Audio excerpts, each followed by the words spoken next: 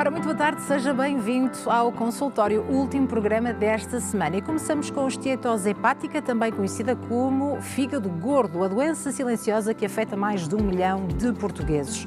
Hoje falamos também do cancro do colo do útero, a terceira neoplasia maligna mais comum em mulheres em todo o mundo, para assinalar a semana de sensibilização para o rastreio do colo do útero. E terminamos sexta-feira com a doutora Paula Ferreira, médica dentista, que além de estar disponível para ouvir também as suas questões relacionadas com a medicina dentária, vai-nos falar de branqueamento dentário. Não deixe de participar e inscrever-se já a partir do número de telefone 22 508 3297 ou também por escrito do nosso endereço de e-mail consultório@portocanal.pt. Fique connosco desse lado até bem perto das 15h30. Arranca agora este programa Consultório.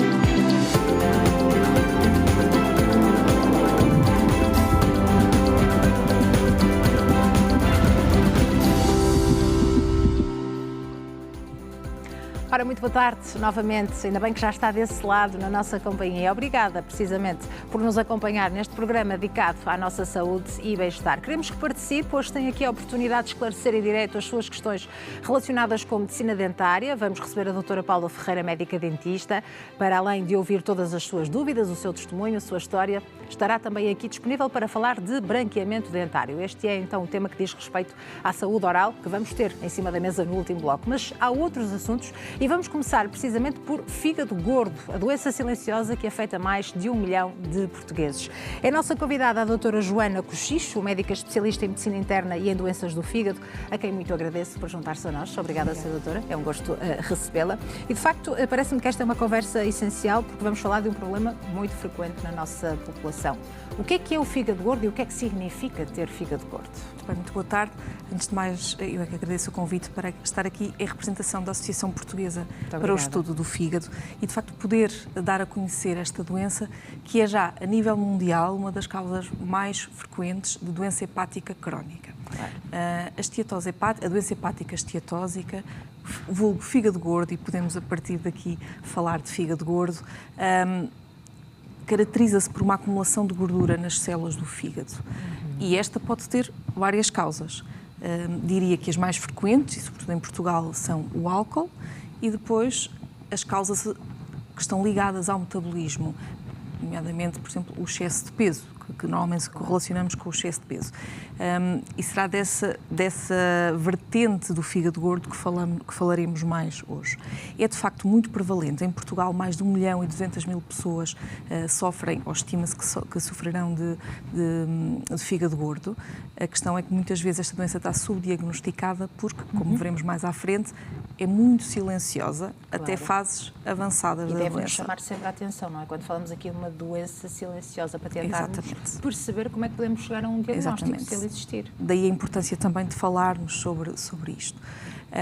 Como digo, portanto, habitualmente, numa fase inicial, a doença é muito silenciosa, as pessoas não têm sintomas, até que cheguem a fases avançadas da doença, de muita inflamação e mesmo de formação de cicatrizes no fígado, que podem condicionar uma cirrose.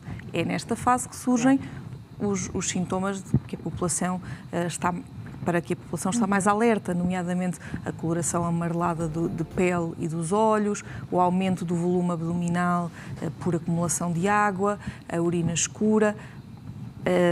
Aí sim surgem esses sintomas. O que é que vai acontecer? A maior parte das pessoas, ao longo da sua vida, e até se chegarem a esta fase de doença de fígado mais avançada, o que vão ter é outro tipo de manifestações associadas às doenças a que se liga o fígado gordo.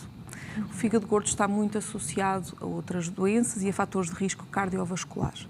E, portanto, muitas vezes o que os doentes vão ter é eventos como um infarto, vão ter arritmias, vão ter insuficiência renal, vão ter complicações de diabetes, quer agudas, quer crónicas, e muitas vezes são essas as manifestações, claro, que levam o doente ao médico, ao serviço de urgência e não tanto o fígado gordo per si. E só nessa altura muitas pessoas é que descobrem que têm fígado gordo? Sim. Quando a doença já evoluiu de tal Muitas forma, vezes. progrediu de tal forma? Sim, muitas vezes. Só quando há uma dessas manifestações, no fundo, extrahepáticas, é que se descobre a esteatose. E quando estão presentes alguns dos fatores de risco que aqui nos apresentam, de que forma é que nós também podemos saber se temos ou não fígado gordo? Alguns exames complementares que possam ajudar? Sim. Portanto, a ecografia abdominal, que é um exame muito simples, é um exame de imagem que nos dá logo a ideia, basiologicamente, se de facto há uma infiltração de gordura do fígado. Depois, é claro que temos sempre análises, portanto, análises de sangue, que podem ou não estar alteradas no fígado gordo. Mas é mais uma pista. E depois haverá outros exames que, como a elastografia hepática, que não está acessível a nível de cuidados de saúde primários, mas que está disponível a nível hospitalar e que nos pode também dar uma ideia da infiltração de gordura no fígado e também se o fígado de facto já tem cicatrizes, se já está a evoluir para a cirrose. E já que falamos de um problema, uma doença silenciosa com tanta expressão na população, não seria mais fácil pensar-se num rastreio, por exemplo? A questão do rastreio, há aqui sempre uma questão de saúde pública e de custo-efetividade. Atualmente, o que as normas nos dizem é que o rastreio não deverá ser universal, mas que deve ser feito em pessoas com fatores de risco. Portanto, pessoas que tenham diabetes, sabemos que a prevalência de fígado gordo nos doentes diabéticos chega aos 75%. Portanto, doentes com diabetes, com colesterol alto, ou doentes com alteração das enzimas do fígado, todos esses doentes devem ser rastreados para fígado gordo. Sim. E para além dessas complicações que podem surgir, que impacto é que isto tem na função do nosso fígado e também para que é que ele serve, não é? Exatamente. Para que é que temos no fígado? Portanto, numa fase inicial, a infiltração de gordura no fígado, portanto, o depósito ali da gordura pode até não ter grande implicação na função do nosso fígado e é assim que a maior parte das pessoas vive toda a sua vida. A questão é que há alguns casos, um número de casos significativos, que progride para uma fase de inflamação, destruição celular, e é aí que começam a surgir as complicações, porque a seguir à inflamação vem a tal formação de cicatrizes, a tal fibrose, que conduz à cirrose. E é nesta fase que a função do fígado passa a estar afetada. Estando afetado, o fígado deixa de cumprir a sua função vital, que é, no fundo, a detoxificação do organismo. Sim, portanto, no fundo, é isso que o fígado é um órgão vital, sem o qual não conseguimos eliminar as toxinas que nos chegam. Portanto, mas é um órgão que se consegue regenerar?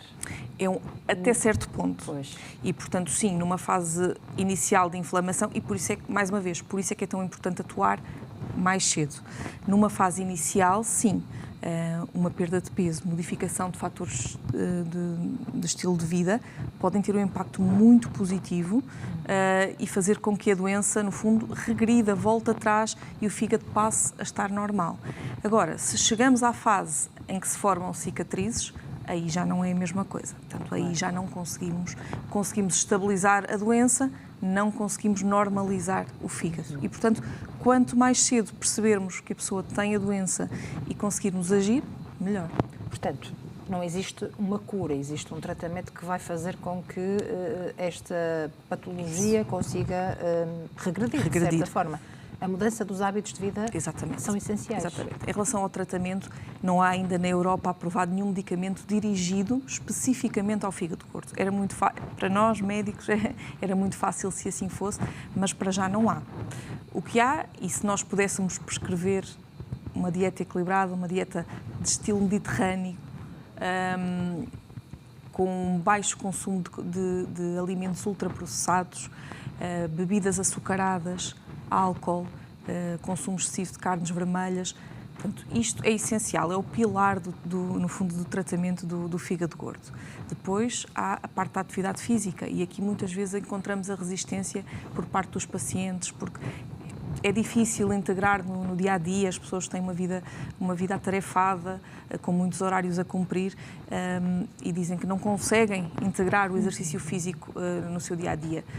O que nós dizemos sempre é preciso começar. E começar em pequenas coisas. subir escadas em vez de ir de elevador, fazer caminhadas, que se calhar pode significar, se vai de transportes públicos para o trabalho, sair na estação antes e fazer o resto a pé.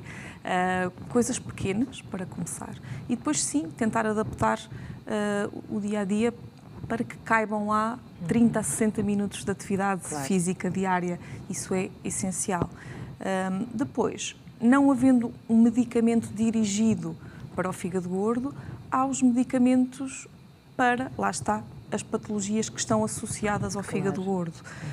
E, por exemplo, se um doente tem fígado gordo e é diabético, temos que intensificar Deve ter a sua diabetes sempre bem controlada e assim sucessivamente. Às vezes é difícil essa comunicação e transmitir aos doentes, uma vez que se trata de uma doença silenciosa, não é? Quando não existem sintomas, o senhor ou a senhora tem que mudar já os seus hábitos para evitar então chegar a uma situação mais grave. É difícil porque é difícil motivar. As pessoas ficam muito mais motivadas quando têm um sintoma, como é perceptível. Aqui não é o caso. Portanto, parte das nossas consultas, que nos dedicamos a esta área, é precisamente a tentar que as pessoas compreendam que têm todo o benefício em atuar precocemente e evitar as complicações mais tardias. E para além de todos estes fatores de risco, aqui o género também pode indicar que há uma maior percentagem nas senhoras ou nos senhores? Esta é uma doença transversal, quer a géneros e a idades. Nós, desde as crianças, aliás, é uma doença que está a tornar-se mais prevalente nas crianças, devido também ao aumento do excesso de peso e obesidade nestas idades, até às pessoas mais idosas. Claro. O que vai acontecer é que, uma vez que também, lá está, o excesso de peso, o problema do excesso de peso e da obesidade está a aumentar, também vamos começar agora no futuro a ter mais doentes com este tipo de complicação. Porque até agora estamos a ver os doentes na fase silenciosa. Claro. À medida que estes jovens vão envelhecendo, estas crianças, estes jovens com fígado gordo, vão começando a ter complicações do foro hepático. Queria também deixar uma chamada de atenção para essa questão. A obesidade infantil é alarmante, a obesidade no geral também, e, portanto, estas pessoas têm mais probabilidade de vir a ter fígado gordo, não é? Sim, ainda mais cedo, como diz. Sim, é um dos fatores de risco, sim, comprovados. E, portanto, lá está, podemos não conseguir ainda tratar diretamente o fígado gordo no dia de hoje, talvez daqui a alguns anos já haja mais fármacos para isso, mas conseguimos e já temos boas ferramentas para tratar a obesidade, a diabetes, e aí é nisso que temos que apostar. Portanto, precisamos todos de saber que o fígado gordo existe e quando está presente temos de facto que alterar aqui os nossos hábitos alimentares, praticar exercício físico e aqui às vezes alguns exageros que também não podem ser cometidos. Quando a doença já está mais avançada, Sr. Doutor, e surgem então essas cicatrizes, o que é que pode acontecer? No fundo, quando entramos num estadio de cirrose, né, quando já temos as tais cicatrizes... Essa é uma das complicações mais graves do fígado gordo? É a cirrose e o desenvolvimento de tumores do fígado, portanto, do carcinoma hepatocelular. No fundo, são as duas complicações que nós mais tememos e que queremos evitar. Nessa fase, portanto, passamos a ter outro tipo de preocupações associadas à gestão da doença cirrose, porque de facto é uma doença muito complexa e que atinge todo o organismo e a partir daí os doentes passam a ser doentes crónicos, que precisam de um seguimento muitas vezes hospitalar, frequente e que podem ter todas as complicações associadas a esta doença. Pode haver também algum peso hereditário no fígado gordo? Sim, tanto eu disse aqui que havia duas causas mais frequentes e que são, em Portugal, o consumo de álcool e esta questão do excesso de peso e do metabolismo, mas sim, depois há outras causas de fígado gordo, algumas hereditárias, alguns genes que estão associados à infiltração de esteatose no fígado e depois também outras causas, como por exemplo alguns medicamentos, mesmo a infecção por hepatite C pode estar também associada ao fígado gordo. Portanto, depois há outras causas. Sempre que um doente surge com fígado gordo, é preciso excluir outras causas. Claro. Porque a minha questão vem neste sentido. Muitas vezes uma pessoa é diagnosticada com cirrose e nós estamos sempre habituados a associar ao consumo de álcool. Exatamente. E neste caso pode não ser, Pode não ser, é preciso desmistificar isso. Muitas vezes o diagnóstico de cirrose vem com muito estigma. Sempre que nós damos a um doente o diagnóstico de cirrose, naqueles doentes que nunca tiveram um consumo de álcool, eles ficam muito preocupados com a doença, mas também com aquilo que o resto da sociedade pensa. E é preciso esclarecer. A cirrose tem várias causas e o álcool não é único. É claro que estamos num país em que a cirrose por álcool é muito prevalente, mas não é a única causa. E, de facto, a esteatose pode evoluir para a cirrose e por isso é que é importante que as pessoas percebam que têm que agir antes de chegarmos a essa fase. Claro, e o consumo de álcool aqui em Portugal também é elevado. E mais, portanto, aqui em relação ao álcool, o consumo de álcool pode agravar, obviamente pode ser um fator que precipita a aceleração da doença. Portanto, muitas vezes nós aconselhamos, mesmo que a pessoa tenha um consumo moderado, nós aconselhamos uma abstinência alcoólica para não acelerar a progressão do fígado gordo. Quando já estamos a falar de cirrose, que tipo de tratamentos é que existem? A cirrose é uma doença que, em última análise, a única cura é o transplante de fígado. É claro que isso é para uma minoria da população, para uma minoria de casos, em que, lá está, o fígado deixa de funcionar, há uma falência de função e em doentes selecionados, portanto, o único tratamento será o transplante. Nas outras situações, o que nós vamos fazendo é gerindo as possíveis complicações. Há uma série de complicações associadas à cirrose hepática e vamos tentando evitá-las e geri-las com medicação, mas não há um tratamento curativo que não seja o transplante.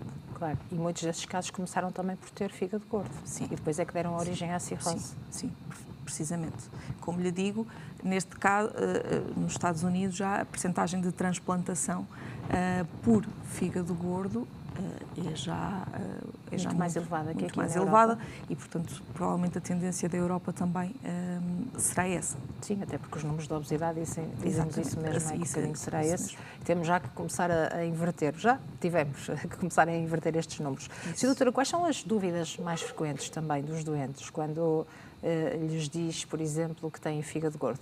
Conhecem esta patologia, sabem do que se trata, sabem aquilo que têm de facto que alterar na sua vida? A maior parte das pessoas já ouviu o termo, portanto não lhes é estranho, mas desvaloriza muito. Diz, sim, já ouvi que tinha fígado gordo. Portanto, não há a percepção de que se o fígado está gordo, o mesmo se passa no resto das artérias do organismo e no resto dos órgãos.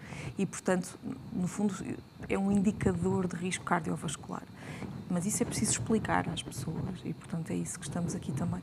E acho que hoje estamos a fazer precisamente isso. Explicar que falamos do fígado, mas falamos de todo o organismo. E, portanto, não é para desvalorizar, é para agir.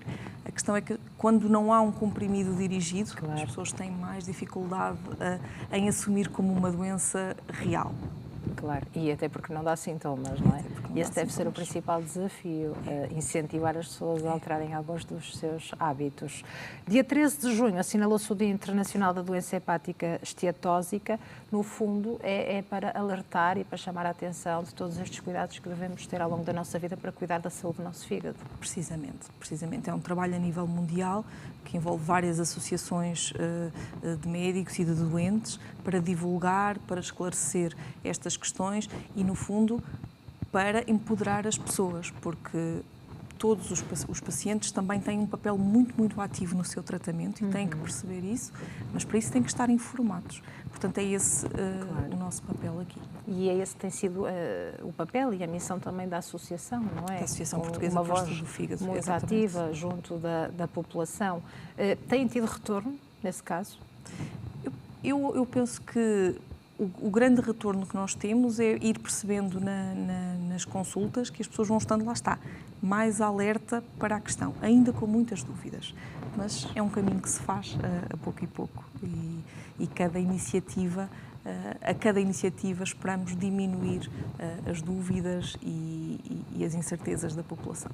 As pessoas sabem porque é que temos o nosso fígado e qual é a sua função? Ou esta é uma pergunta difícil? Se as pessoas sabem... Se calhar Se falarmos do rim, por exemplo, as pessoas compreendem melhor qual é a sua função, Talvez, se falarmos do coração, com certeza. Claro. Sim, o fígado é assim um órgão que para a maior parte das pessoas talvez ainda seja muito misterioso, também porque é um órgão muito complexo, mas eu acho que se tivesse de facto que caracterizar de uma forma simples, diria que é o órgão que limpa o nosso organismo. E ele é essencial, sem ele não conseguimos excretar muitas substâncias que não nos permitem viver. Portanto, sem fígado, ou tratando mal o nosso fígado, estamos a comprometer de uma forma muito grave a nossa saúde. Daí temos essa responsabilidade, não é? De cuidar deste órgão tão importante para a nossa saúde. Agradeço imenso a sua presença, Sra. Doutora. Muito obrigada por se ter juntado a nós nesta conversa e termos partilhado lá para casa toda esta informação. Continuação de um excelente trabalho. Muito obrigada. Um gosto de poder falar consigo. Muito obrigada. Ora, e nós seguimos em frente. Como disse há pouco, hoje vamos aqui ter a especialidade de Medicina Dentária. Vai juntar-se a nós a doutora Paula Ferreira, médica dentista, para além de ouvir as suas dúvidas relacionadas com a sua saúde oral, vai também aqui falar de branqueamento dentário. Há muitas dúvidas sobre este método para, de facto, branquear os dentes e nós vamos então ouvir todas as suas questões sobre este tema ou outras que encaixem nesta área da medicina dentária, precisamente, isso mesmo. Preciso que marque o número de telefone 22-508-3297 para se inscrever e depois irmos ao seu encontro, mas pode também participar por escrito através do endereço de e-mail consultório@portocanal.pt. Pode fazê-lo já, enviar, portanto, a sua questão, o seu caso, a sua história, a sua opinião também.